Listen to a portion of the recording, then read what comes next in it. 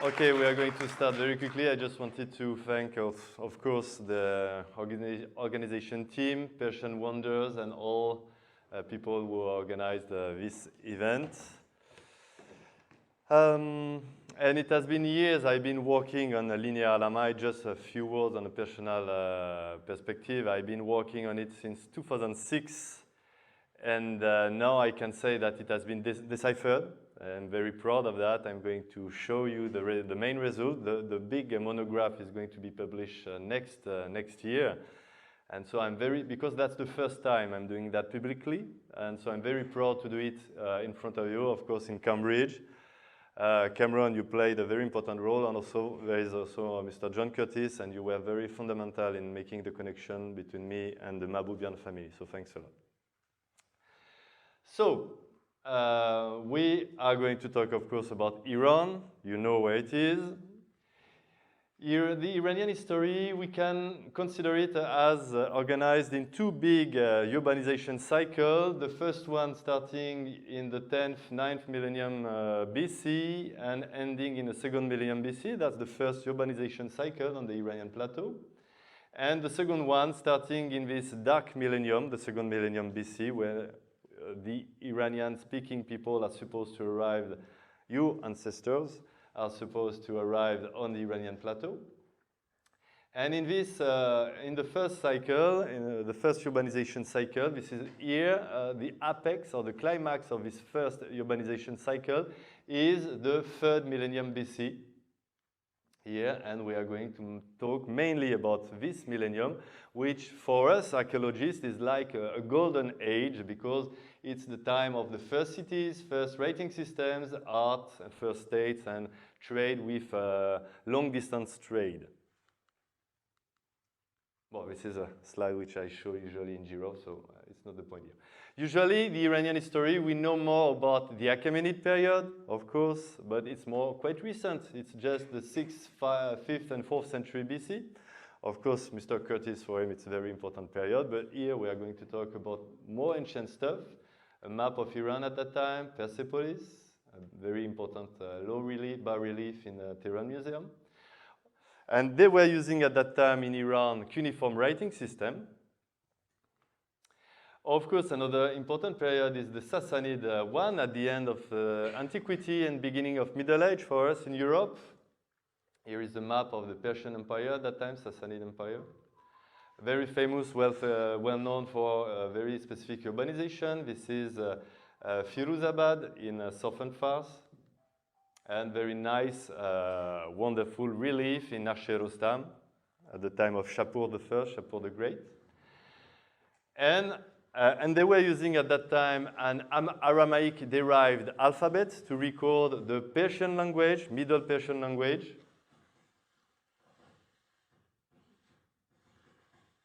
Well, okay. And of course, there is a very important period also in Iranian history. It's the Safavid period. Well, maybe it's... Sorry. Problème avec batterie, c'est peut-être les batteries. Peut-être les batteries. Ouais, bon. Peut-être changer les batteries. Bon. You hear me when I talk like that? Yeah, okay, yeah. Sylvain? Yeah, okay. Bon, and then a very important period, also the Safavid period, 16th, 18th century AD, quite recent period. At that time, modern Iran appeared. Here is the map of Iran at that time. And of course, famous for its well-known capital of Isfahan, and the very nice mosque of Isfahan. And they were using at that time the Arabic alphabet. And you are still using in Iran the Arabic alphabet to record the current modern Persian language with usually Nastakhlir style. Okay, thank you. Okay. Alors, Cameron, very frequent mistake, and I know it from experience, it's a mistake confusion between language and writing. So we are going to first talk about that, just to make clear how the decipherment was possible. So language, here is the current diffusion of language in the world. So it's not the topic of the conference, but just to focus on the Indo-European languages. As you know, these Indo-European languages, they are spread from, historically spread from Western Europe to India.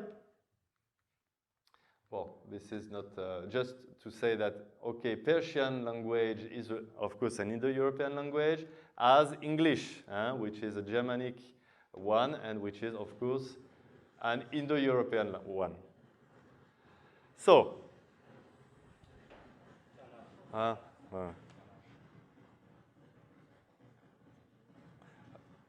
let's work without the microphone. Okay. So, what is the difference between that, this, and that?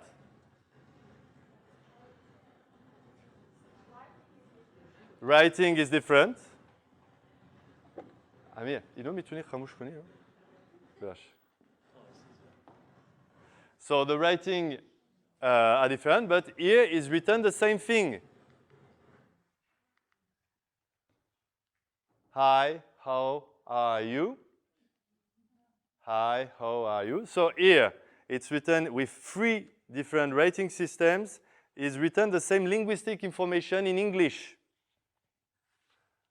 in the Latin alphabet, in the Arabic alphabet, and in Linear Elamite. Okay? So the same language, English, but recorded with 3 different writing systems. Well, what is the difference between that, this, and that? The same. We have the same phonetic information in Persian language. Salam, halet, chetore.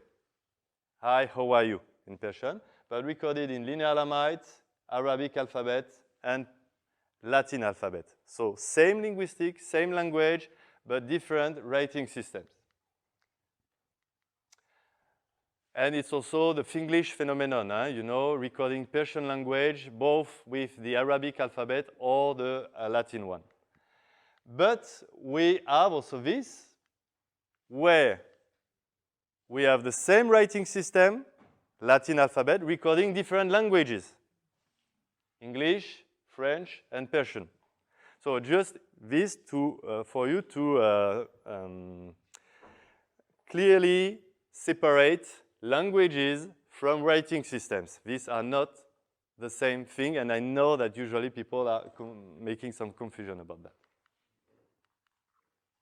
Here is the current distribution of the writing systems in the world. And as you can see, nowadays, Iran is part of the Arabic alphabet community. In Iran, usually, you don't like when we say that you are writing with the Arabic alphabet, but yes, this is the Arabic alphabet.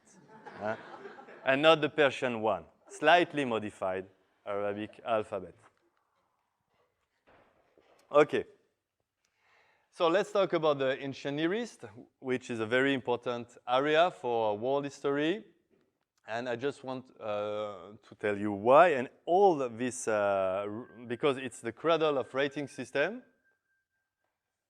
And why is all the stuff appeared in this area? Because that was the first place in the world where agriculture and stock breeding appeared something like 12,000 years ago, around 10,000 BC. This is the Neolithic period. And for us archaeologists, that's the beginning of everything, because in this perspective, we are still living in the Neolithic period nowadays, because our current way of life is based on agriculture and stock breeding. And now we know very well how it spread from the Near East. Here you have the C40, you have the dating, BC dating, and it started more or less here in the 10th millennium BC. And for example, it arrived in UK. Well, it was not UK at that time, of course, but at the end of the 5th millennium BC, stock breeding and agriculture. So that explains, of course, the importance of the ancient Near East. Okay, now we are going to focus more on writing. So, I'm going to show you 3 maps. First one, okay, Egypt, Mesopotamia, China. Second one, Egypt, cuneiform in Mesopotamia, the Maya in Mexico, and Chinese, of course, in China. And the last one, French one. But what is the common point between all these maps which are trying to show the origin of writing in the world? None of them is mentioning Iran. Iran, usually, in current reconstruction, it's never mentioned, and it's a big pity. And this should be modified as soon as possible. So this is the Wikipedia Vulgata, the current paradigm, usually accepted, broadly accepted. We will have, at the origin of everything, the first and the most ancient writing system in the world will be the Proto-Cuneiform writing in Mesopotamia, so in Iraq. Nowadays, Iraq. And then, from Iraq, you will have an influence on, so Elam, it's Iran, with the Proto-Elamite tablets. And then, or maybe people working in Egypt, I think they will not like this dotted line here, but also that will have influence also Egypt. Well, I disagree with that. That's not the point of this conference. I'm not going to focus on it, but as Cameron was saying, I'm trying to change the narratives because I think I have the good arguments to do so. And I'm proposing for the last 10 years that Proto-Elamite writing, which I'm going to talk about at the end of the conference, is not the daughter of Proto-Cuneiform, but they are sisters. They are contemporary. And more or less, these three writing systems are the most ancient ones in the world at the end of the 4th millennium BC, so more than 5,000 years ago. The origin of writing is then in Egypt, Iraq, or Mesopotamia, and Iran. And we cannot determine which area was the first one. From C14 dating, it's impossible for us to determine precisely where it appeared. And then another big important point is we think that in Iran, Linear Elamite, which is the point of this conference, is clearly separated from Proto-Elamite. And this also, I disagree. I think it is the same writing system, but in a ancient stage and a recent one. Okay, but that's the same writing system. So we are going to talk about Linear Elamite today. And this is what I was telling you. Let's move forward. So I'm still in the introduction. Just before introducing you the decipherment of Linear Elamite, I just would like to show you how previous decipherments were made, and we are going to talk about two famous decipherments, the hieroglyph, decipherment of hieroglyphs, and also the decipherment of cuneiform writing system. And in each case, we are going to try, in each case, you are going to understand that they proceed from the known to the unknown, okay, from something which was known to something which was not known. And we are going to ask several questions. First, was the language recorded by the writing system known before the decipherment of this writing system? First, we are going to also wonder if proper names like king names, place names, or names of gods, if they were previously known. And, of course, last question, if there are some bilingual texts. So, here is the big French scholar, Jean-François Champollion. This here is he has deciphered hieroglyph writing exactly 200 years ago. So it's a big, I don't know in England if it's the case, but in France, we are talking a lot about Jean-François Champollion those days. He published in 1822 this work, Lettre à Monsieur Dacier, okay? And usually, whenever we are talking about Champollion, most of the time people think, yes, the Rosetta Stone was very important. So yes, the Rosetta Stone was very important. It's bilingual, Egyptian and Greek, and bilingual and three graphic. So there are three different writing systems, and two of them are actually recording the same linguistic information.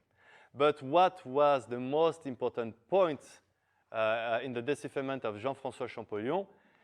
It's the Coptic language. The language recorded by the ancient hieroglyphs was an ancient version of the Coptic language, which is still spoken nowadays in Egypt. So in a way, the work was easy. Because, the work was easy because the language was still there. The writing system is super complicated, the Egyptian one, compared to Linear Elamite. But at least he had access to the modern version of the antique Egyptian language, which is very important. And of course, he knew also the names of Egyptian kings, thanks to the Latin and Greek sources, and that's why he could read the names of, at the beginning, the lettre to Monsieur Dacier, it's the reading of the foreign kings, or it's the first reading, for example, Ptolemy or Cleopatra. So that was also very important in the decipherment. So I just answered this question. We can move forward. And the Rosetta Stone in the Near East for the decipherment of cuneiform writing, we can say that it's the Ganj-Nameh inscription, so in Iran, just nearby Hamadan, where we have trilingual inscriptions of Achaemenid kings, Darius I and Xerxes I. So we are in the 5th century BC. So let's move now to cuneiform writing. So why am I explaining you that? Just to show you how previous decipherments they were made, but also the decipherment of Linear Elamite is based on the decipherment of cuneiform. So if I want to tell you the whole story, I have first to talk about cuneiform writing. So here are two great scholars of the 19th century, Grotefend and Rawlinson. He was fundamental in the decipherment of Old Persian language recorded with a specific cuneiform writing system. And of course, Rawlinson was very important to achieve the Old Persian recorded in cuneiform decipherment and also the decipherment of Akkadian language recorded with cuneiform.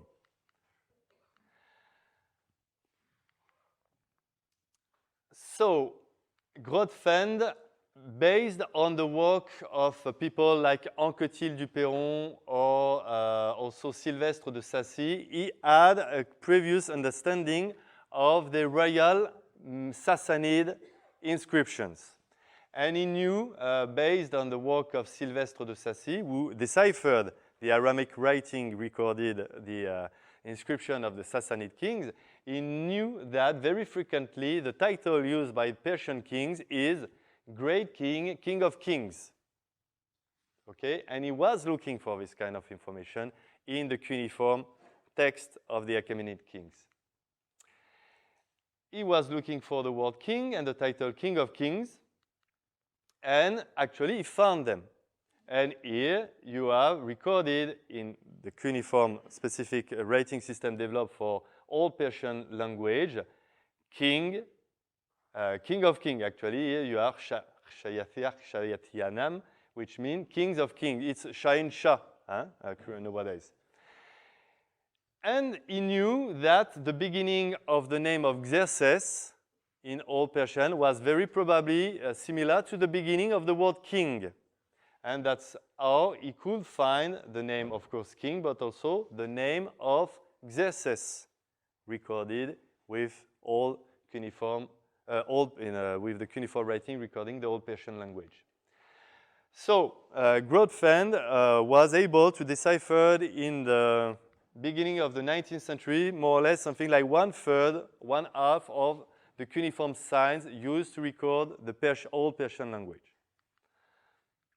So that was the first step. So based on the previous knowledge of, for example, so in red are the languages, in black the writing system. Based on the previous knowledge of these languages, Greek, Hebrew, Avestan language, Sanskrit language, he could have access to the Old Persian language recorded with the cuneiform, a very specific cuneiform writing. First step. Okay, I told that. Then, slightly later, some decades later, another scholar, Rawlinson, went to Bizotun, Bizotun, it's in western Iran nowadays, not far from Kermanshah. And he made the copy of the Bizotun inscription, which is trilingual also.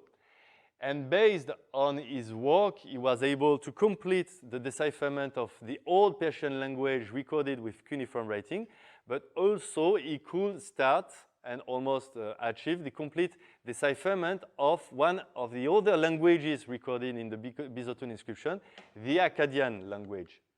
Akkadian, so this trilingual Achaemenid inscription, they are recorded in with three different languages: Old Persian, Akkadian, and Elamite. Elamite, we are going to talk more about that a few minutes later.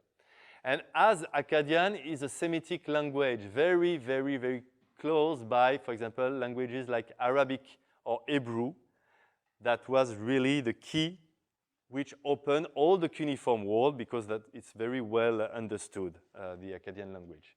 And of course, there is a very famous experiment in 1857 when they decided that Akkadian language recorded with cuneiform writing was deciphered. So, these languages, we got access to Old Persian. From Old Persian, and thanks to the Semitic languages, we got access to Akkadian language recorded with the cuneiform writing system. And then, from Akkadian language recorded with the cuneiform writing system, okay, this I told you, we went to, sorry, sometimes I'm writing Hatamtite, so it's Elamite, sorry, it's a bit confusing. We could have access to the Elamite language because this trilingual inscription of the Achaemenid kings, they are recording the same information. I am Darius, the king of the great king, the king of kings. And thanks to this trilingual inscription, we could get access also to the Elamite language recorded with cuneiform writing. So,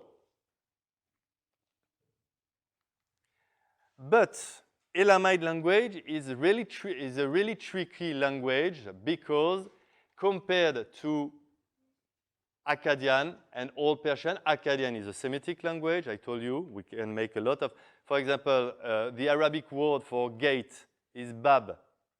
The Akkadian word for gate is babum. So almost the same word. In Old Persian, the Old Persian language, the current word for king in Persian is shah.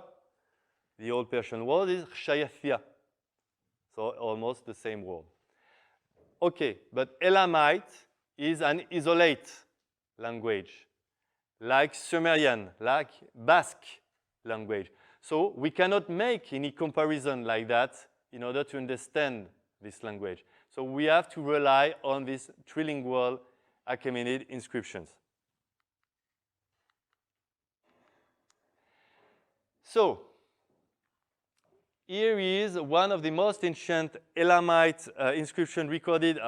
I'm going to precise all the time the language and the writing system. One of the most ancient Elamite language inscription recorded with the cuneiform writing system. It belongs to King Kintatu.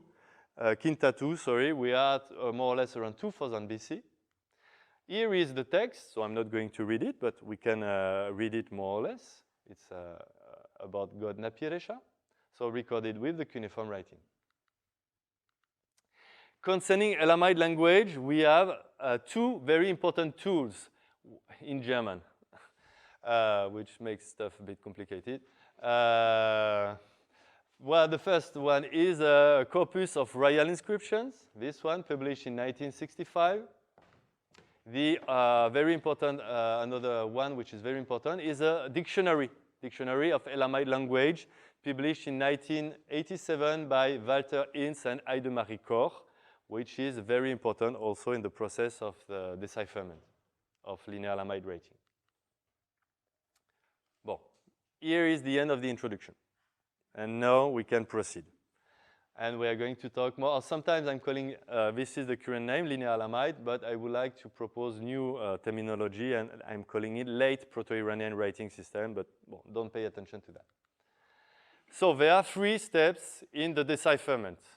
First one is from 1903 to 2017, The second one, 2017, 2018, and the last one in the last years, 2018, 2020. So it took me more or less, I started to work on that in 2006. So it took me more or less 11 years from 2006 to 2007. I was literally finding nothing. So a lot of people told me, François, you should do something else. And I was really considering doing something else because I was finding nothing. Anyway, I'm very happy, very proud to show you the decipherment of this writing system. I hope you are going to understand very clearly how I proceeded.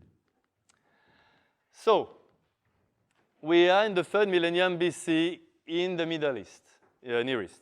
Here is the area of distribution of cuneiform writing in red. So from southern Mesopotamia, it spread in Syria at the middle of the 3rd millennium BC. It also, as you can see, it spread in southwestern Iran at the end of the 3rd millennium BC with the Akkadian annexation of this area, but well, that's a detail. Then, at that time, more or less, 2250 BC, here is the area where they were using the Linear Elamite writing system. So as you can see, in the current state of the knowledge, Linear Elamite writing is attested in southern Iran. Maybe in 5 years, in 10 years, we are going to find inscriptions there or there. But anyway, for now, it's there. And of course, at that time also, you had the Indus writing system, which is still not deciphered.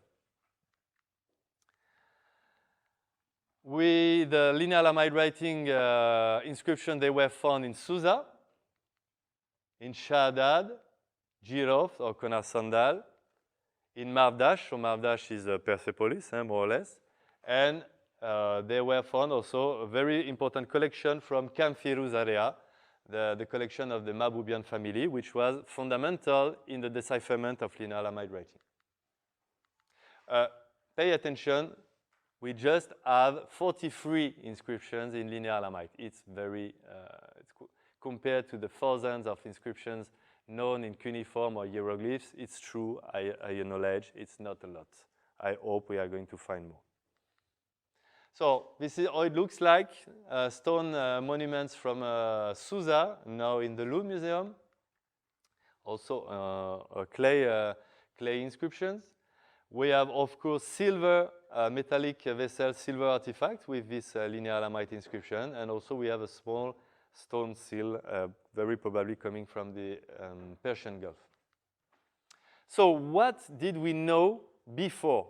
Because I was not the first one who tried to do something with this writing system. And the first inscriptions, they were found in Susa by the French team working at that time in Susa in 1903. And so, of course, many people tried to do stuff with this writing system. So I'm going to show you what was the scientific base on which I built. So, here is one of the most important inscriptions. It was found in Susa. It's the first one, which was found in 1903. It's in the Louvre. So, the text is there. And you have two texts.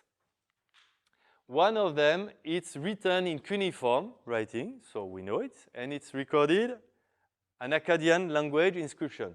You have more or less here the translation.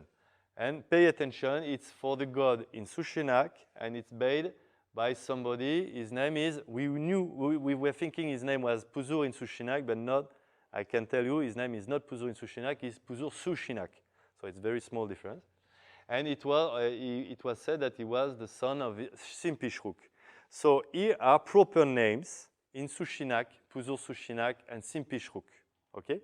And scholars, from the beginning, they were thinking that maybe those three names, and also the name of the city of Susa, maybe those four names, which were recorded here in cuneiform writing, maybe we will find them also in the Linear Elamite text. Okay, and so we have a Linear Elamite text. So it's called, the Linear Elamite inscription, they are called based on the letters of the Latin alphabet. they decided to do like that at that time. So this is A, the first one. It's to be read like that, from the right to the left, from the top to the bottom, okay? And so the first decipherment attempts, they were based on this inscription. And here you can see two important sequences where this scholar, Ferdinand Borch, as soon as 1905, he could see that in blue you have exactly the same sign sequences, the same 4 signs. Okay, and based on this, he made the hypothesis that here is probably recorded the name of the god, and here probably recorded the name of the ruler. And for this reason, he could identify Su, Shi, Na, Ke. Su, okay? Su, Shi, Na, Ke. Well, now this is the complete reading. We know that thanks to the decipherment. And here it's recorded in a logogrammatic way. I'm going to explain that a few slides after, in cuneiform. And here, in a phonetic way, with the Linear Elamite writing system. Okay? So that's the base of the decipherment. As soon as the beginning of the 20th century, they were able to identify at least these 4 signs. Su, Shi, Na, Ke.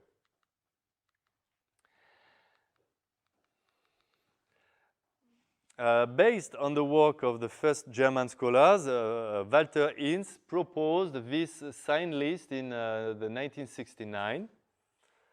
So he was very, very, very optimistic and self-confident, but most of his reading, actually, they were wrong. A very important Italian scholar was also working in the 1960s, 1970s on Linear Elamite. Very serious, very important work, Piero Meriggi. He was much more careful than Walter Hinz. He only accepted this reading, but still, many of them, they are not correct. And in a book I published in 2012, I was just accepting this reading. So, in, que, she, sh, bon, the reading I was mentioning before. And even, actually, the decipherment proved me that for of this reading, actually, I was wrong in 2012. So as you can see, we only had 1, 2, 3, 4, 5, 6, 7, 8, and 9 signs. The breakthrough was,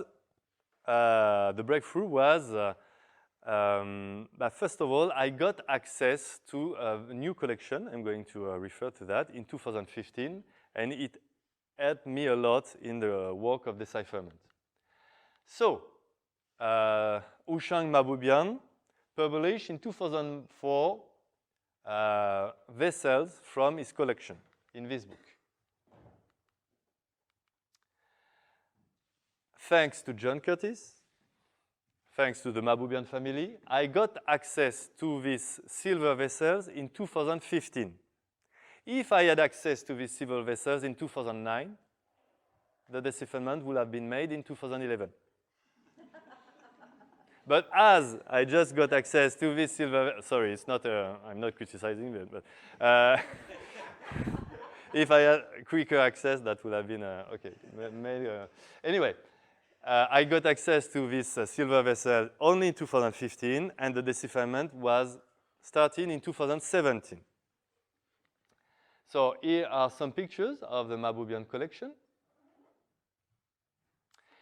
And of course, as many people were thinking that the provenance was not sure, there were some people who were doubtful about them, and that was my state of mind when I came to see the collection in 2015, open mind. Let's go and check them, and we'll see what's going on. So here is the paper, because actually the decipherment started in 2018. This is the paper I published in 2018, thanks to Cameron, who is there. And so some pictures of this collection. So here you have the 3 lines of inscription from the right to the left. So X, Y, 3 lines here just below the rim, recorded from the right to the left.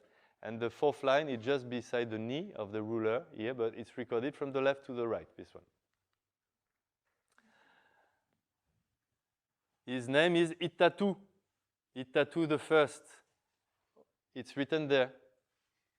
We know it's Itatu. So he ruled around 1980 BC. So it's early 20th century BC artifact. So this is Itatu shown being praying. And a very important also inscription, Z. 9 lines, one of the longest Linear Elamite inscriptions. So maybe you saw previously cuneiform inscription, hieroglyph inscription, and as you can see, Linear Elamite is completely different. Not at all related to cuneiform or hieroglyph, something else, completely different. Another one from the left to the right. Okay, so I'm going to show you the steps of the initial steps of the decipherment, and based notably on the beginning of these inscriptions. So here I put here the text of some of these Linear Elamite inscriptions. It's recorded from the right to the left. So as you can see, many of them, they were actually starting with the same sign. Okay? I thought, okay, maybe this is an introductory sign. Well, not a big hypothesis, but anyway. Then, well, this is not important, this one. Then I realized that this three sign sequence, it was also recorded in the inscriptions of Pusur-Sushinak in Susa. So here it's recorded from the left to the right. Okay, it's the same. And as I knew that in Susa, it was just after the name of the ruler. So what was my conclusion? What may we expect just after the name of the ruler? A title, king, prince, something like that. So very probably a title. So we come back to the silver vessels. So between the introductory sign and the title, here in pink, what may I expect? Name of rulers, just before the title. One of them, here it is, it's 4 signs. So that's the key actually, is the key. So I could date these silver vessels because they are, as you remember, they have a very specific shape. It's called Kunanki, Kunanki vessel. We know that they were used at between 2050 and 1850 BC. They were used for 200 years at the end of the 3rd and beginning of the 2nd millennium BC. So that was probably the dating also of these silver vessels. So I was looking for a guy or a woman or anybody, somebody who lived at that time, who had a name recorded with 4 signs, so maybe probably with 4 syllables. The first one, I knew it before. It was used in the name Sushinak. Sushinak. So the first syllable is shi. And the third, so it's read to be read from the right to the left. And the third and fourth sign is the same. So, a guy living at the beginning of 2nd millennium BC, a name with 4 syllables. The first one is she, and the third and the fourth one are the same. So as you could see, I was very specific in my, I'm just showing you what worked. All the stuff which did not work, that's not very important. Okay, I'm just showing you what the stuff which worked actually. And actually, there is a king who ruled at that time in Iran. We knew his name thanks to the cuneiform text. Or maybe you don't know Shilrara, but no, I'm introducing you Shilrara. He was the key of the decipherment because the decipherment started with the reading of his name, and the reading Shilrara gave me access to 2 new signs, El and Cha. This Shilrara, he ruled more or less around 1950 BC, in the middle of the 20th century BC. Okay, So first step. So this is what I found. Yes, after 2 years when I was working with the Mabubian collection, this is what I found 2 years after. 5 minutes after, I was considering, hey, yeah, maybe I can read Shilra correctly. And here I was now focusing on this name here. Also recorded with 4 signs. Actually, this one, I could guess it was very probably R, the sound R, because it's at the end of Puzur. Puzur, that's the sign at the end of Puzur. So I was looking for a guy frequently associated to Shilrara, because they are both mentioned in the same text. I had a name with 4 syllables. The third one is R. So once again, there is only one king. Eparti the second. And Eparti the second is very probably the father of Shilrara. And this reading gave me access to 3 new signs. E, Pa, and T. So just these 2 readings gave me the value, phonetic value of 5 signs. Okay? So of course I was very, very happy.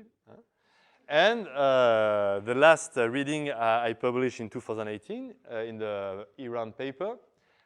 Here we have a sequence which is repeated many times in all the inscriptions. It's a 4 or 5 sign sequence. I could read the first sign. It is Na, because sushi na, que, it is Na. The third sign is R, okay? And I guess that was the name of the main god worshipped by this dynasty at that time, Na, Pi. Or sometimes they were using a double consonant, sometimes they were not using double consonant, Na, Pi, Resha.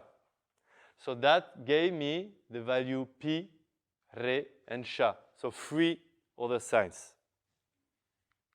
Napi Resha, it means in Elamite language, Napi, God, Resha, great, the great God. So just this, and these 3 readings, I made them in 10 minutes. Shilrara, Eparti, Napi Resha. It went very quickly. When you open the door, it went very quickly. And so in the 2018 paper, actually, I published the value, phonetic value of 10 new signs. So actually, somebody who was reading seriously the paper knew that the decipherment actually started at that time. And so here is the final step in the decipherment, 2018-2020.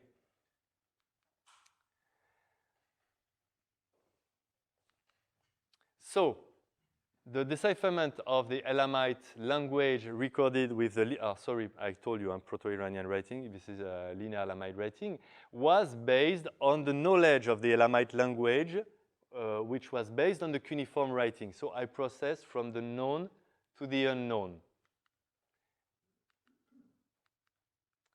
So as Cameron just said, the almost complete decipherment of Linear Elamite was published few months ago. So just because I can see that there are many Iranian people here in the audience, well, somebody else should say that, but it's a bit like deciphering, if you were Egyptian, it would be as important as deciphering the hieroglyphs, you know, for Iranian culture and identity. That was the first writing system used in Iran, and actually, that's the only one which was created by people living in this area. Because otherwise, all the writing systems used in Iran, they come from abroad. The Arabic alphabet, the Greek alphabet, the cuneiform system, it's all Western related. It's the only one which is local. Okay, well, anyway. So decipherment of Linear Elamite writing, a bit complicated. I'm not suggesting you to read this paper, okay? Well, I'm going to give you a brief overview. Sorry.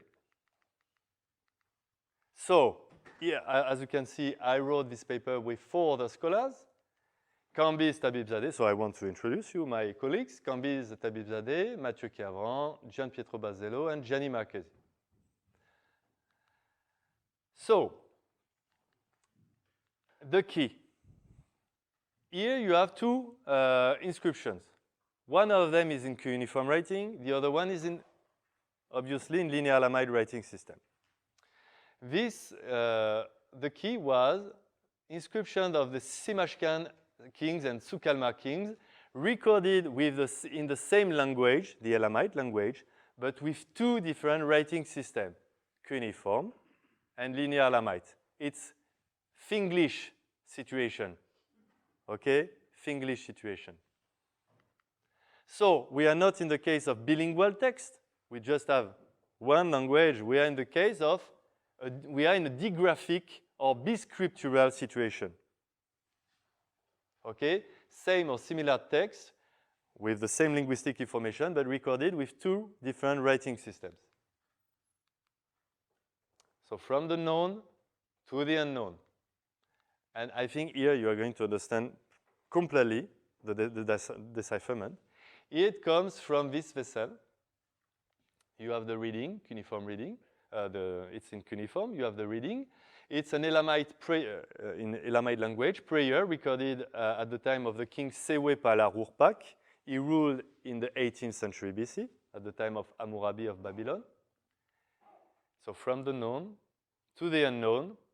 And here it comes from this. So usually it was written from the right to the left, but I turned it from the left to the right to make it more simple. And so what is the difference between this text and this one? It's the same linguistic information. We have the same prayer recorded here in cuneiform writing and here with the Linear Elamite writing system. So it took some time for me to find that actually they were recording the same prayer. And this is the prayer in Elamite language, Manip Saip Hurt Kerepope Hutakna, which we translate, may the manis, it's very probably an artifact, may the manis of bronze be realized for my priests. And as you can see, this prayer was recorded around 1880 BC in Linear Elamite writing, and here, 2 centuries after, with the cuneiform writing system. So this is the key. When I could understand that actually these were the same linguistic information in two different writing systems, then actually it gave me the phonetic value of many other signs. So this is what I was mentioning before. We are in a digraphia situation. It's exactly as the stuff I was showing you at the beginning, okay? It's exactly the same. We have the same linguistic information, but just recorded with different writing systems. Well, is anybody, is it clear? Because that's the main point. Okay, well, anyway. So just for you to give you another example of this digraphia situation, for example, here we are in Croatia, and here is recorded exactly the same linguistic information, but with the Latin alphabet here, and here with the Cyrillic alphabet. Okay? It's exactly the same type of situation. So, we were supposed to make a break. Where is Sam? Where is Sam? Sam Gelve, where are you? At the reception. Should we make a break? Bon, well, let me. What time is it? Let's keep on a bit. Okay. So now the decipherment is made. I can read 96% of the signs. So almost, well, there are some signs I'm going to show you. They are only attested once. I cannot read them for now, but I hope with more text I will be able to read them. But now, as the decipherment has been made, now we are facing another problem because we can read the text, but now we have to translate them. And as I told you, Elamite language is a bit complicated because this is an isolate language. So honestly, decipherment is made. But sometimes translation of Elamite language is a bit tricky, and it's either recorded in Linear Elamite writing or actually in cuneiform writing. So it's a bit complicated. I'm going to show you 3 examples out of the 43 Linear Elamite inscriptions, how I read and I understand them. So one text from Susa. Alan? Alan? Alan? Bon, ok. Chandarire? Fonzadarire? Bosh. Bon, it's a bit dramatic situation. Oh, let me show you the when should I stop? I don't know exactly. Well, anyway, one of them, so it's a text of Puzo Sushinak in the 22nd century BC. It comes from Susa. Another one, it's the very famous silver vessel from Marv-Dasht, a very gorgeous, famous vessel. It dates back to the 21st century BC. It's in Tehran Museum nowadays. And the last one, it comes from the Mabubian collection, so from the Camp Firuz area. And it's the most recent one. It's the last Linear Elamite inscriptions currently known. And after that, he was probably the last scribe using the Linear Elamite writing, and then after him or her, this writing system was recorded. But we are going to see that after the break. Okay, so I was about to present you 3 samples of 3 texts recently deciphered, and just to see with you what did they tell us? What do they tell us? So we are going to proceed with an inscription of Puzur Sushinak, the king Puzur Sushinak in Susa in the 22nd century BC. It's recorded on 3 stone slabs. It was found in Susa. It's in the Louvre now. And actually, when you compare the text, it's the same text. So you can feel the gaps between each of the... but because usually they are not very well preserved, so you can fill the gaps thanks to the free version of the text. Here is the complete text. Okay, so it's recorded from the right to the left on the original inscription, but here I'm showing it from the left to the right. So let's read it in Elamite, and let's give the translation in English. Puzur Sushinak zemt hawanir kushik simpish rukir. Puzur Sushinak, the king of Hawan, the begotten. So it's not the word son. In Elamite, they have a word for son, which is shak. They did not use the word son. They used a present participle of a verb, which is a very weird way to say that. So the one begotten by his father, Shimpishruk. So that's the title. Puzur Sushinak, Zem Tawanir, the one begotten by Simpishruk. In Sushinak ir Anesh. In Sushinak loves him. The god in Sushinak loves him. And then we enters the main part of the text. Huposhan lavlire limash. So here, as you can see, lavlire, I'm showing it in red. Why? Because I don't know this word. I don't know the meaning of this word. Okay, so I know that it means he burnt. That's the name of a place, Upshan, Huposhan. I guess lavlire is very probably something which is related to Huposhan. He burnt the great Uposhan. He great the rich Huposhan. Huposhan is a place name, so it's very probably qualification of, and we knew it before, this place, Upshan. He burnt Upshan.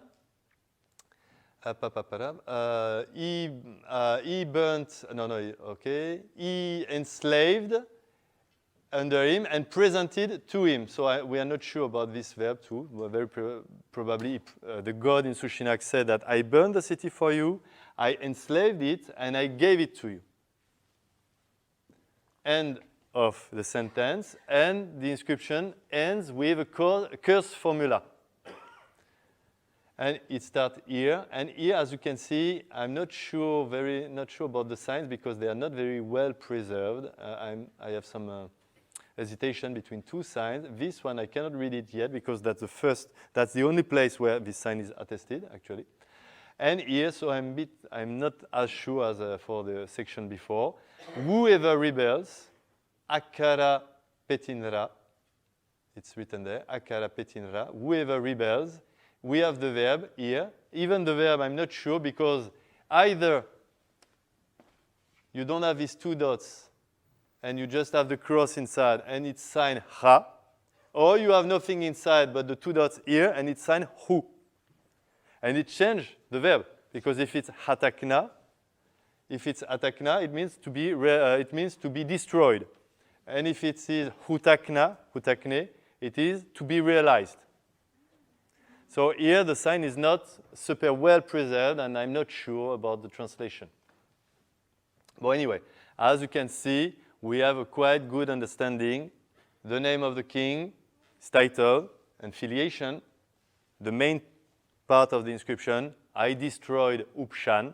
And actually, we knew it before. On cuneiform text, Pusur-Sushinak was already mentioning the destruction of Uposhan or Upshan, and a curse formula at the end.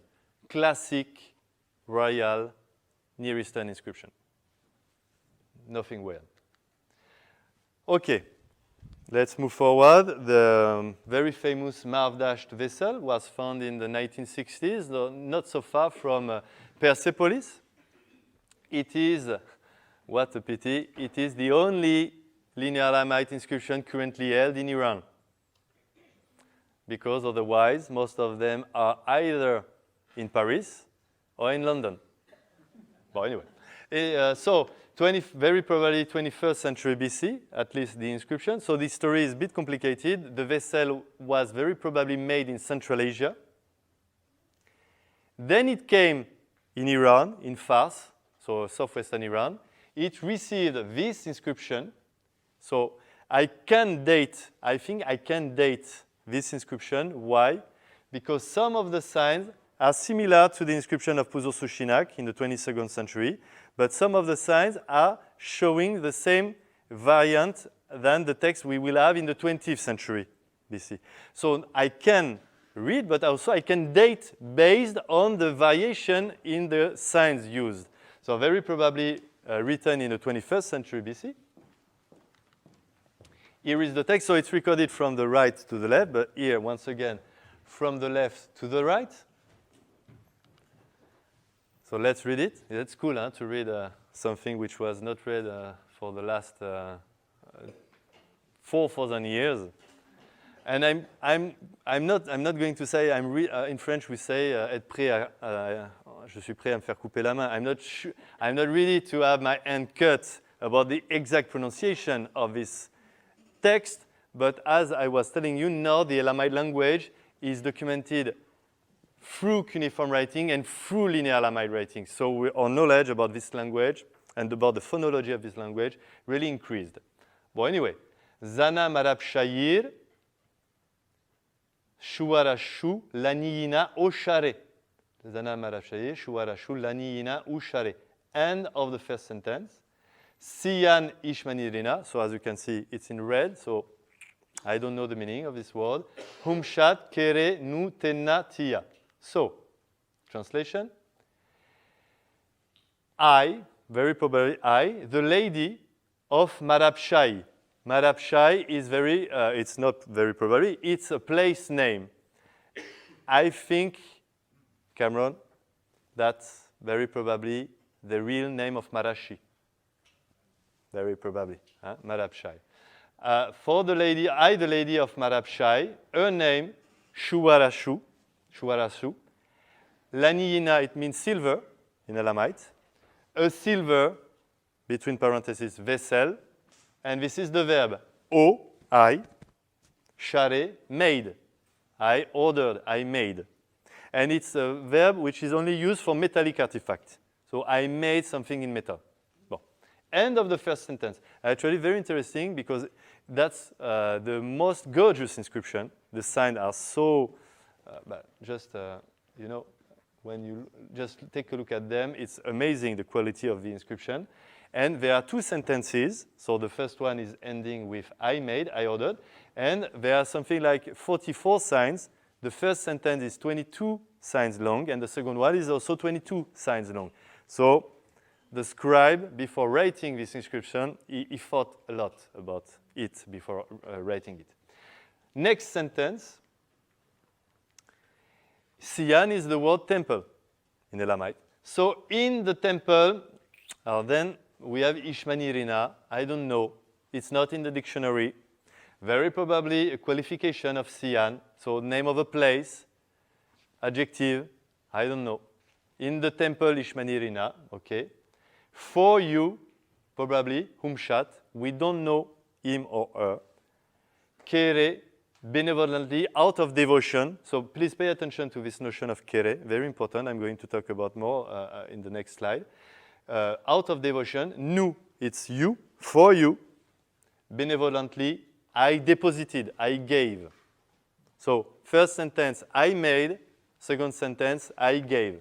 Votive, classic votive inscription. Okay?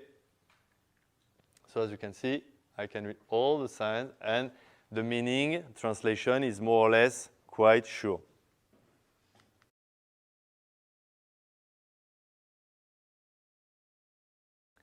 Okay, so we live beside the Linear Elamite text, and the decipherment, I think, has huge consequences on the history of writing in the world.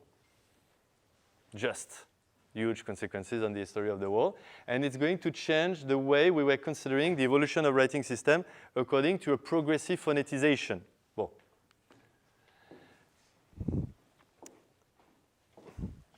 there are two big types of writing system in the world, either logogrammatic or phonogrammatic. If I'm asking you to write 1,000 euros, how are you going to write it? If you're going to write 1,000 euros. Yeah, 1,000 euros. How are you going to write it? 1000. And then, yeah, euro. Okay, nice and good answer. Thank you. But you could have also written it like that. Well, here is a logogrammatic notation.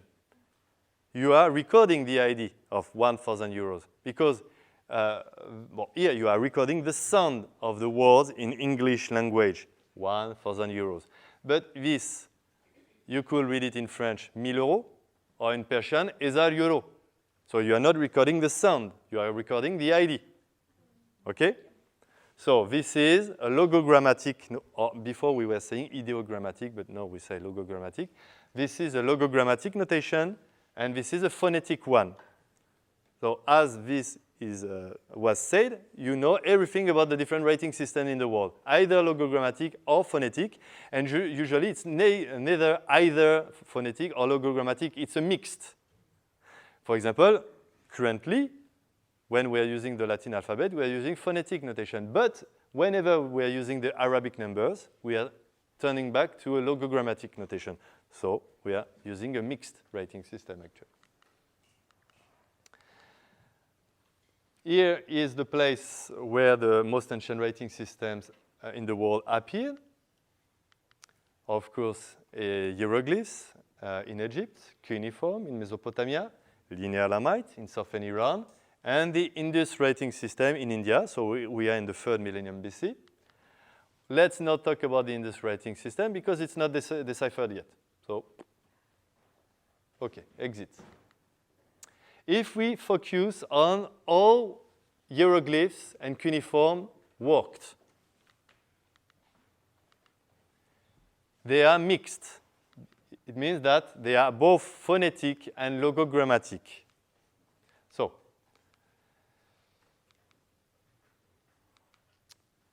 here, you have the word sharum. In Akkadian, it means king. Okay? It's written here, sha-ar-ru-um. So it's written phonetically. It's written here, shar-ru-um. It's also written phonetically. Here it's written shar-ru, written phonetically. But here, you have a logogram. they could write it also with a logogram. And look here, you have a logogram with a phonetic sign used in order to specify clearly its sharum, which is recorded here. So here you can see very clearly that they were using both logograms and phonograms in cuneiform. Well, I try to imagine a kind of example in English. The king, phonetic writing. The king. But here this sign is used with a logogrammatic value. The king, yeah, the king. Here, the king. So with a logogram and with a specific phonetic complement, which is going to tell me, okay, you have to say king. And here, I'm asking you. So in this case, this sign is going to be used with a phonetic value. They were doing that also in cuneiform writing. Okay, just for you to understand. Huh? Bon.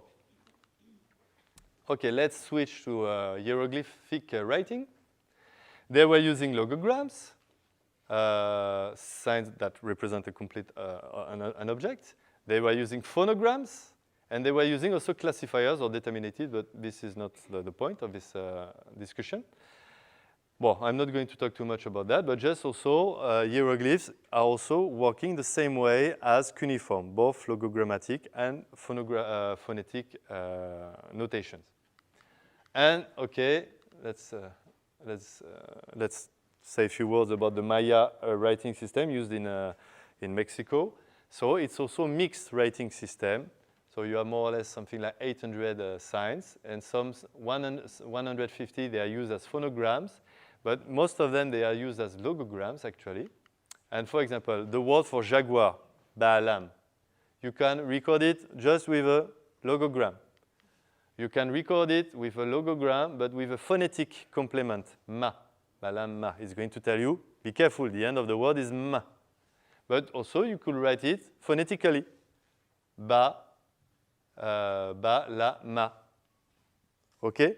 So also in Maya script, it's mixed. You can have both logogrammatic and phonetic notation.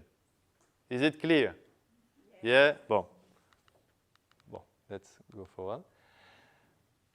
Now, usually we think that the general evolution of writing in the world is from logogrammatic writing system at the end of the 4th millennium BC, mixed writing system in the 3rd millennium BC, and the most ancient pure phonetic writing system is only in the middle of the 2nd millennium BC with the Proto-Sinaitic alphabet, more or less around 1600, 1500 BC. So we are considering the history of the writing in the world according to a progressive phoneticization, where the phonetic aspect of the writing is going to increase progressively. That was before the decipherment of Linear Elamite.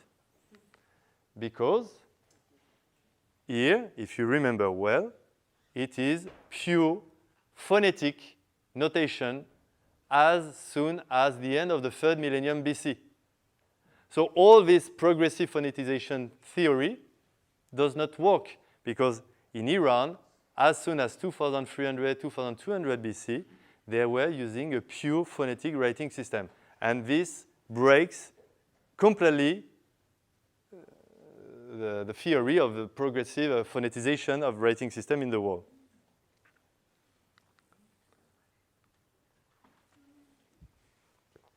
Great, huh? Good. Well, and we are going to talk more about this, precisely about this writing system. It is an alpha syllabary working theoretically with 77 values, 5 vocalic, 12 consonantal, and 60 syllabic values. Okay? Here, one of the texts was very, very, very interesting.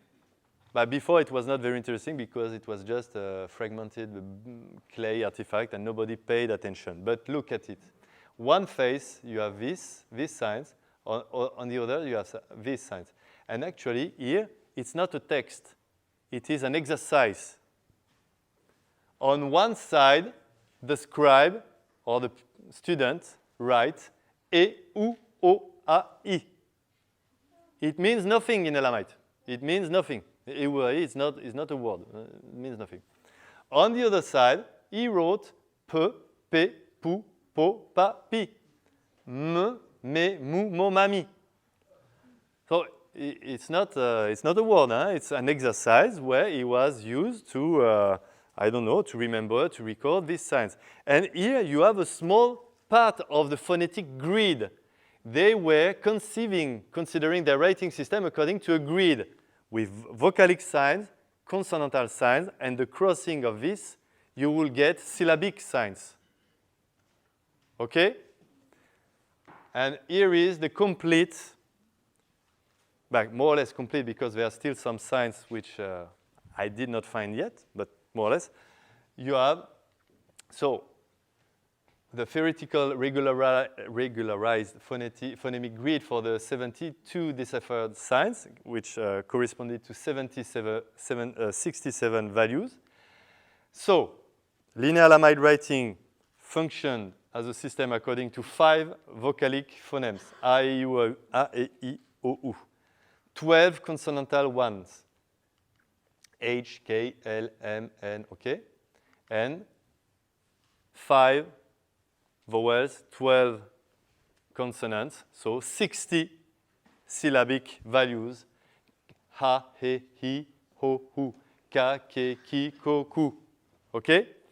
So very logical, very precise, it's just working with 77 signs, 77 values. At that time, cuneiform and hieroglyphs, they were working with, because of the logograms, with 200, 300, 400, 500 signs. This, my other co-authors, they did not let me write that in the paper, so I was obliged not to write it, but I think there might be some consequences on the literacy rate. It's much more simple. Only 77 signs compared to 300, 400, 500 signs, where, of course, in Mesopotamia, in Egypt, who was able to write? Only scribes. And it was a very highly sophisticated job. And you were scribe from father to son, actually. Well, this is, don't say that François Desset said that it was more democratic at that time and so on. No, don't say that. But that's just an hypothesis that the writing system is much more precise and much more simple. And I did not say much more advanced. Huh? Well, anyway, and so still I need, there are some 10 values. I still did not find the sign, but I hope with more inscriptions we will find them. But thanks to these signs, I can read 96% of the signs, which are displayed on the 43 inscriptions currently known. So it's almost completely deciphered. There are only few signs, and actually, these 4 signs are a bit annoying. I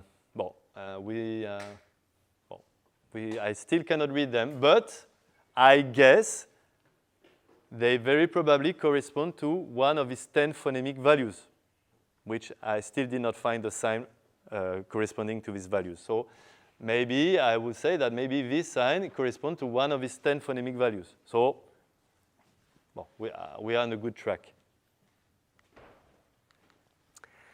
Another point, I was mentioning progress in the knowledge of the Elamite or Hattamite language.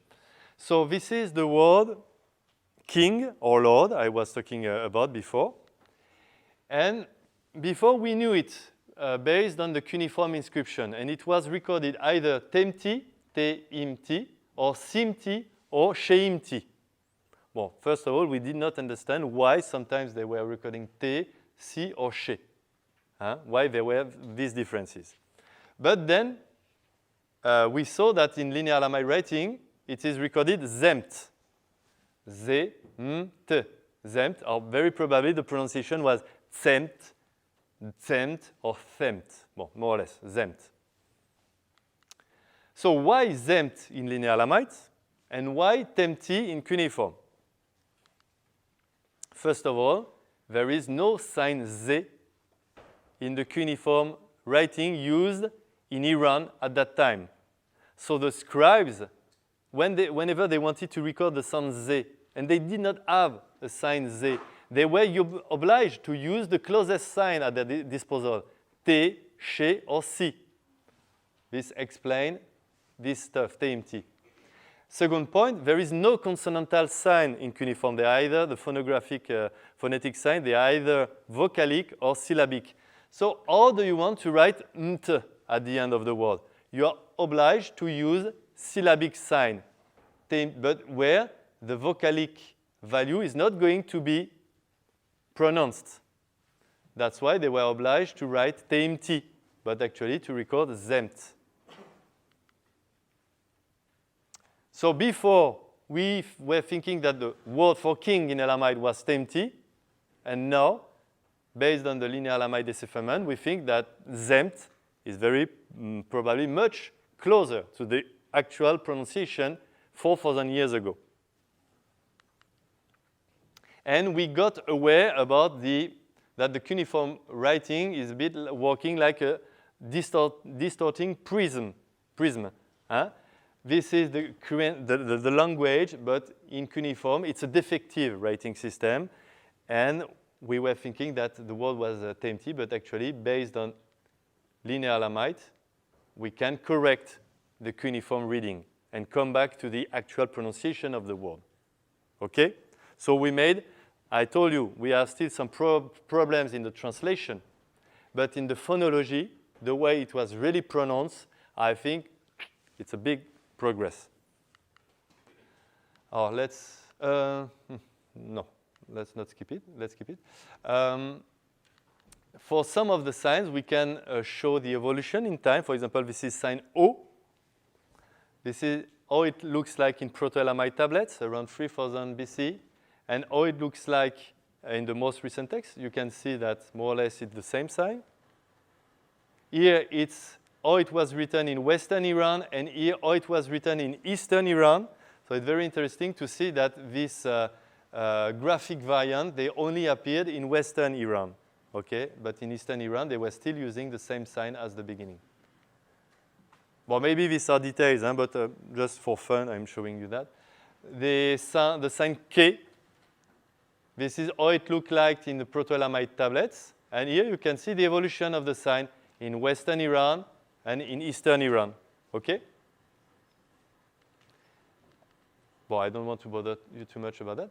And we have, out of the 72 signs I could decipher, there are more or less 12 signs in blue. They were used in Western Iran, and in red, they were used in Eastern Iran. So in a way, it's a bit like Nastahlir and Saul's style. And based on this, for example, if I find an inscription, I don't know its provenance, if it's using this sign, I will say, hey, it's more Eastern Linear Elamite writing, Kerman Linear Elamite writing. If they are using this sign, oh, it's more Western Linear Elamite, so maybe Susiana or Fars.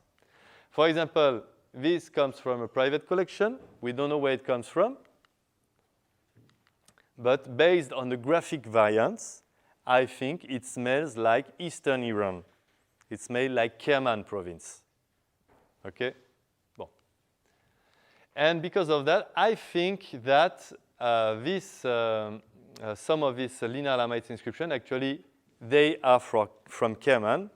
And actually, they were recording Elamite language. So now, before we didn't know as Matthew Stopper wrote in 2004, there was the unsettled question of the eastern extent of the Elamite language. Now I think we can prove quite clearly that Elamite language was at least spoken at least up to Kerman province. And I think that people working in Indus, Pakistan and Indus with the Indus writing, they really should consider Elamite language, which might have been used also because here in Kerman area, we are not so far anymore from the Indus area. Okay. Bon.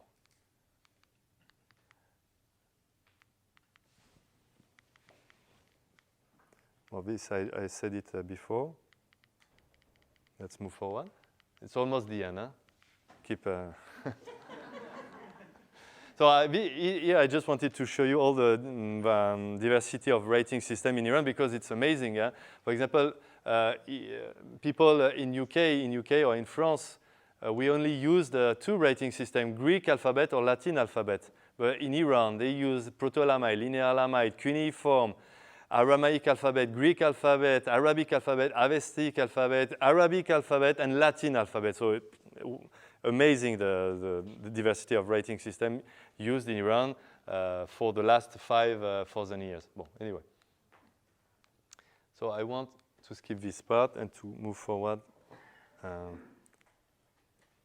So the next target, what's next?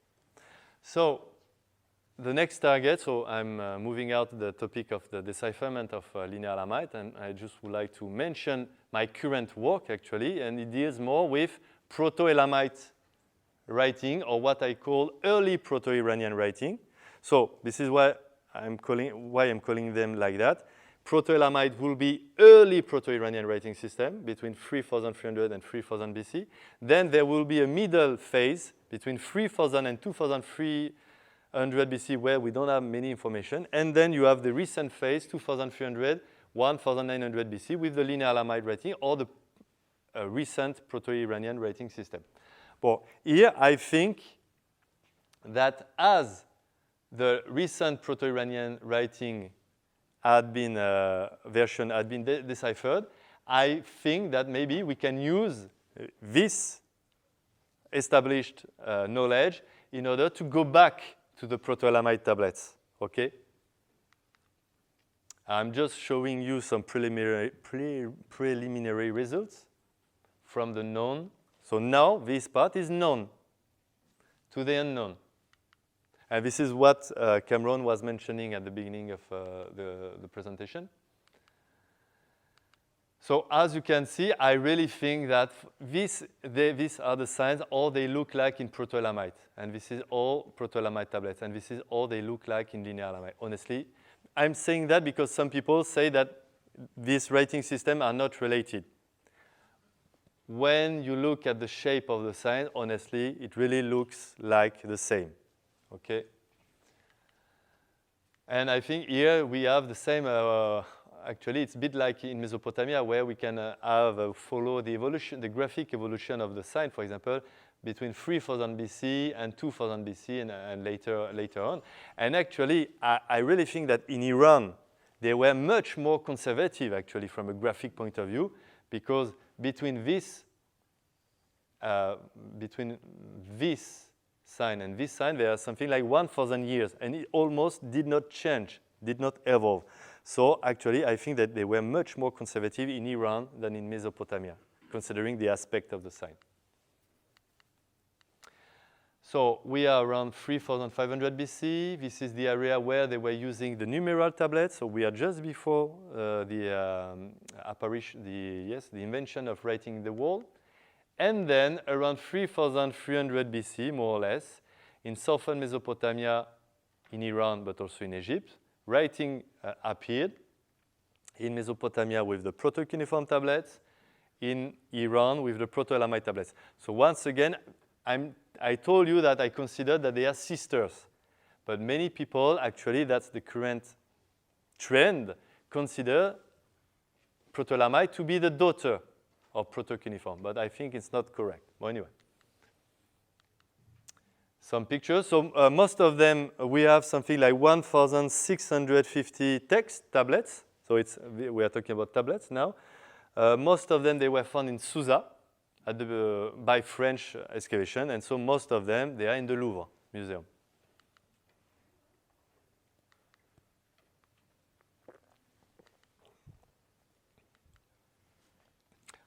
So we cannot read them yet, but I think we can understand them quite easily.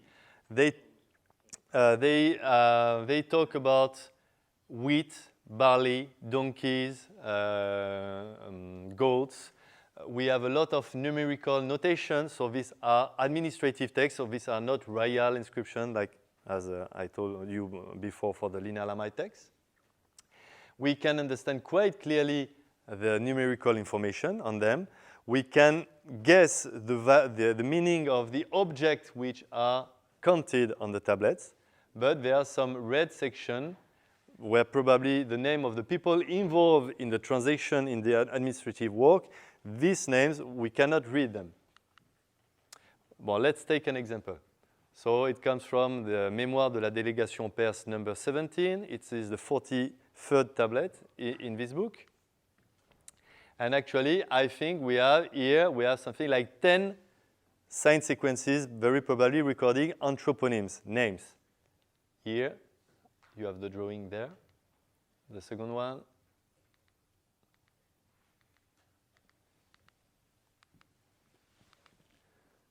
Okay, so you have something 1, 2, 3, 4, 5, 6, 10 sign sequences, probably recording names.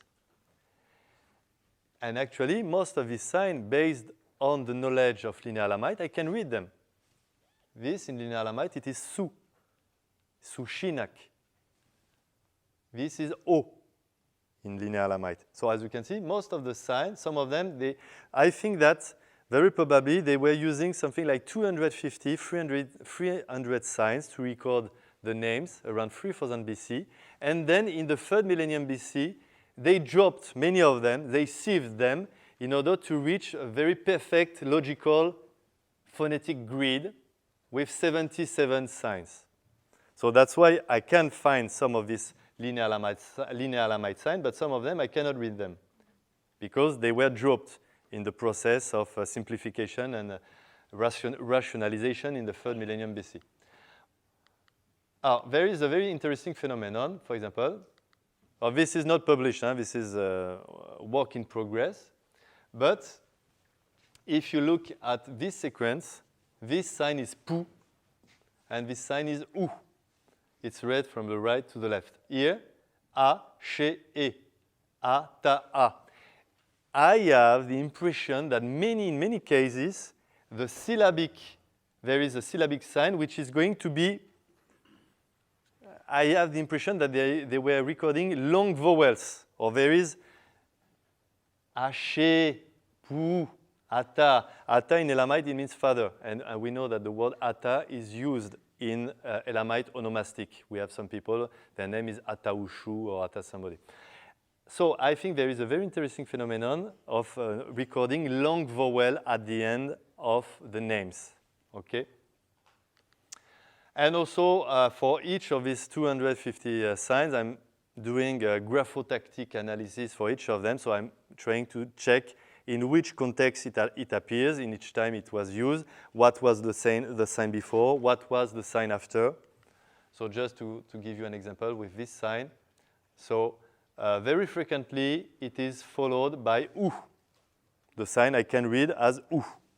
I cannot read it yet, this one. Sometimes it is followed by this sign. Okay? Well, anyway, I don't want to bother you too much about it. So the point is, when we determine the rule of use of this sign, very frequently before it you have these 3 signs, and after it you have these signs.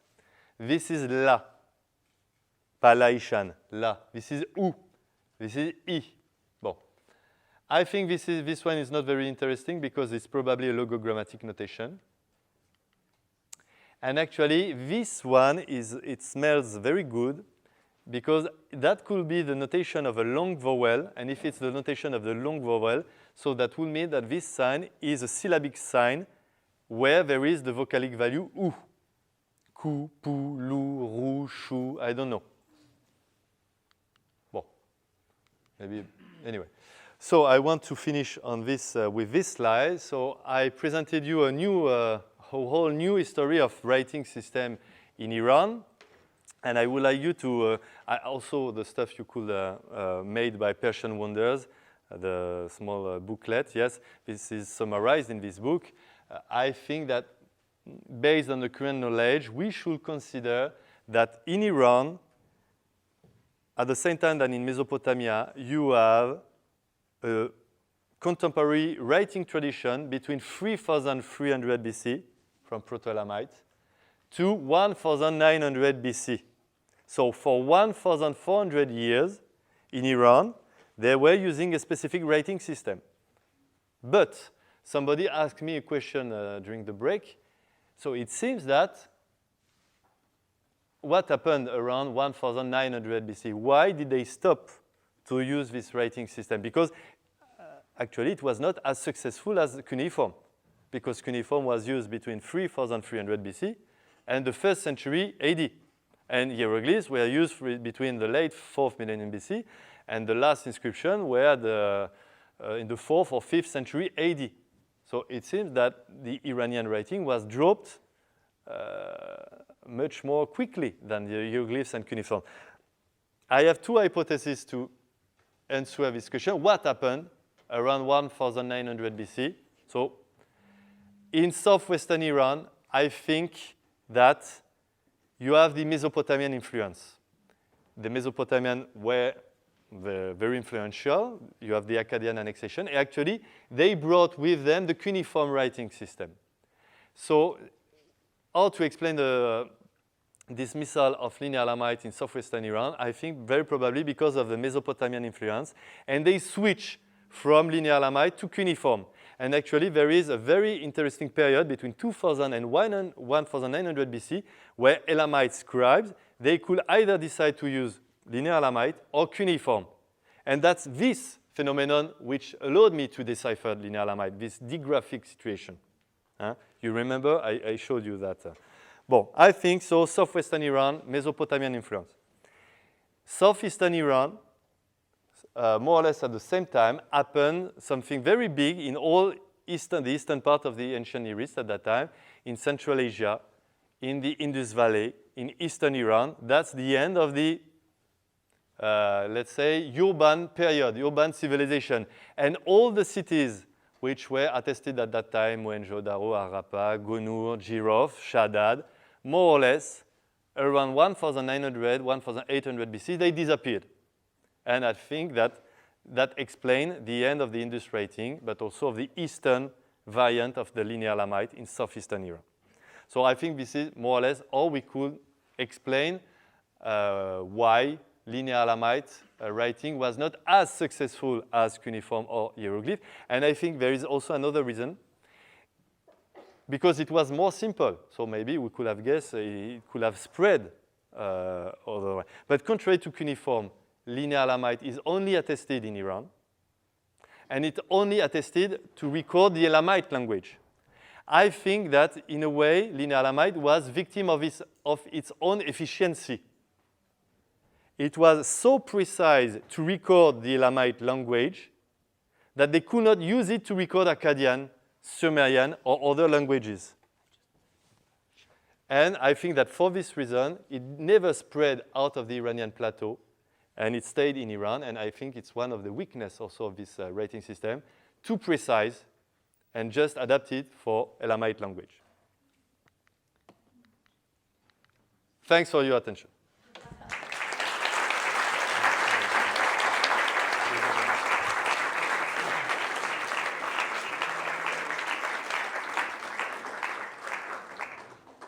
Vous y allez? Now it's the time for Q&A. It will be a short one, so if you've got any questions, please put your hand up. Go on, please. Thank you very much. Please try to be loud. Yeah, speak loudly. Yeah. Thank you very much. It was very, very interesting. So my question goes to your last point. Why do you think it was so precisely fitted only to the language? Because in my naive understanding, I just think that a writing system that uses phonetics would be easily adaptable and can be used in any context. So I just wanted to understand more. There, for example, in Akkadian language, they are using phonemes which are not attested in Elamite language. And I think that as this writing system is specifically was specifically developed for Elamite language, and actually it recorded very precisely, I think that one of the reasons which might explain why it never went outside of Iran. And actually, if cuneiform did not exist, maybe it could have spread in Mesopotamia, and maybe Mesopotamians could have used it, but actually the place was already taken by cuneiform. Thank you very much.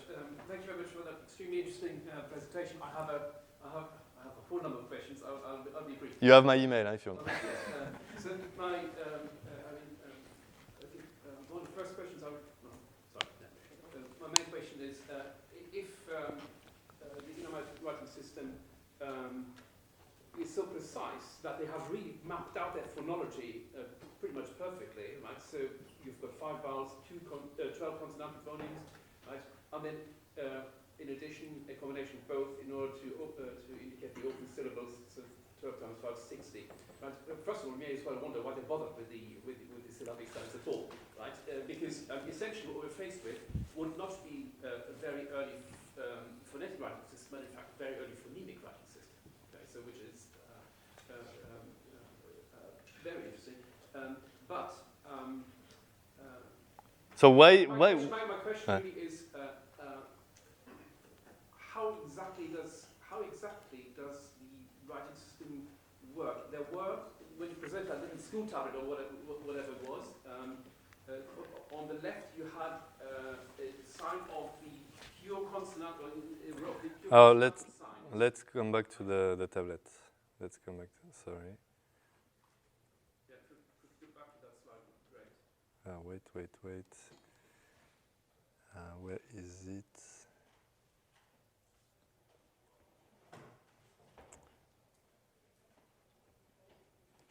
It's usually when you're looking for it. Here it is.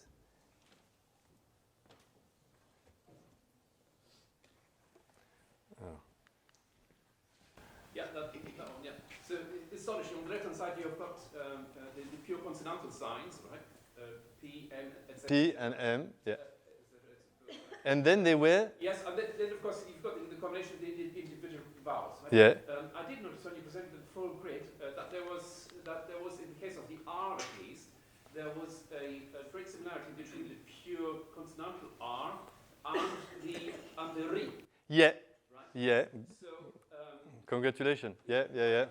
No, nice. No, my question is, should we conceive this writing system as one that was originally maybe a bit like the much later Old Persian cuneiform, where you had a basic consonantal sign that had an unmarked inherent vowel, which of course is Old Persian.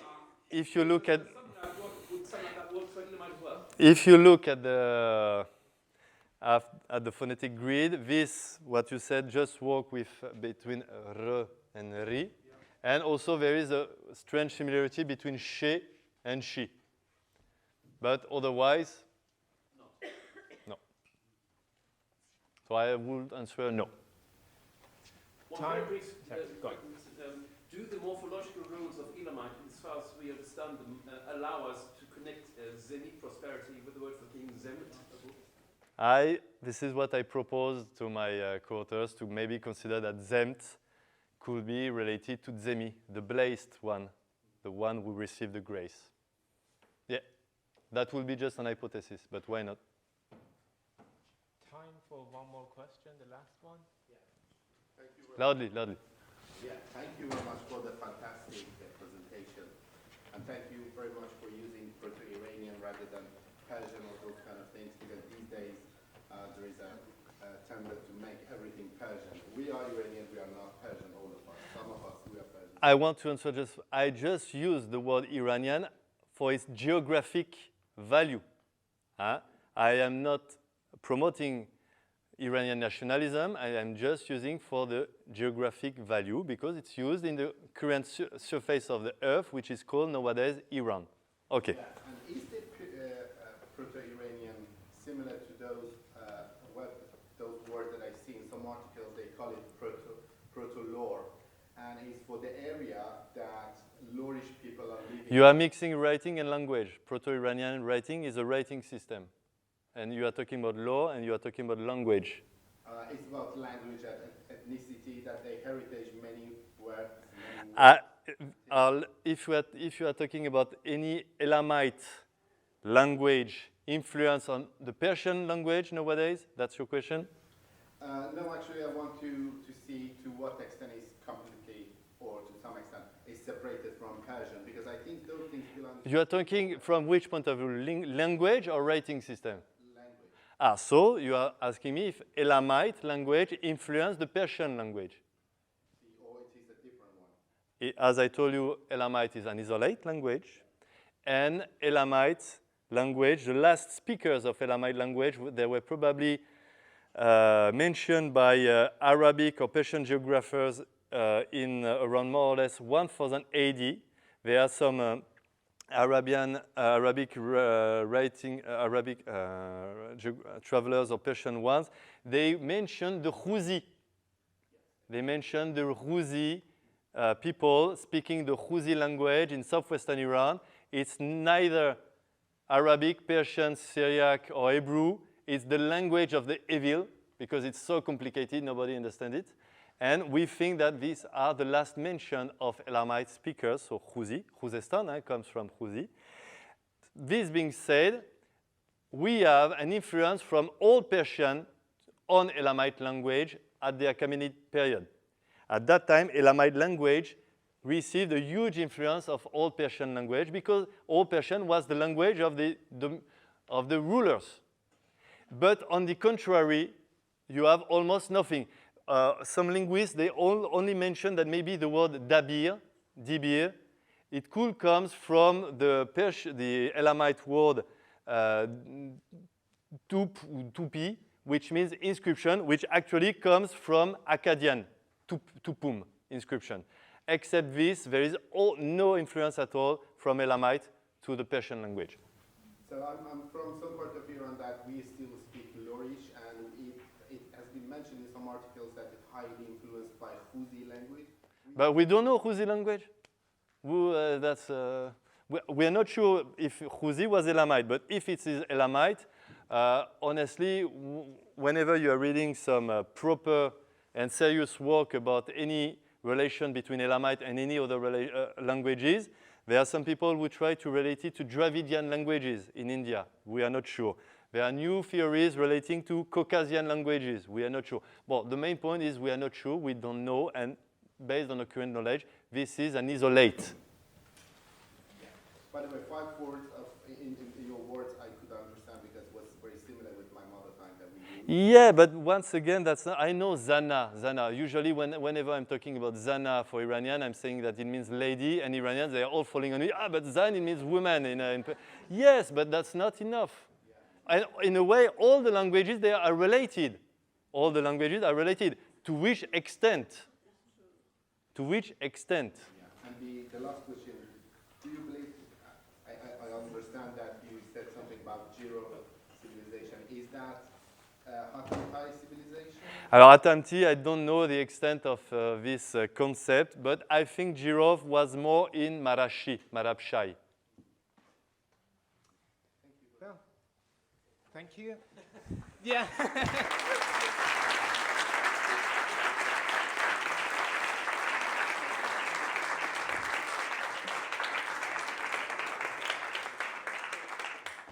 Well, thank you so much. You're welcome. The findings, truly fascinating. I found personally. I hope you guys found it as well. On behalf of the organizers and partners of this conference, I would like to thank you all for attending. I would like to thank St. John's College for providing the place, although not the microphone. Amir Kat Khodai, the treasurer at COBS, who mediated with St. John's College, so that kind of thing, and all involved in Persian wonders and COBS, Cambridge University Persian Society. And I also would like to thank Dr. Petri for giving the introduction.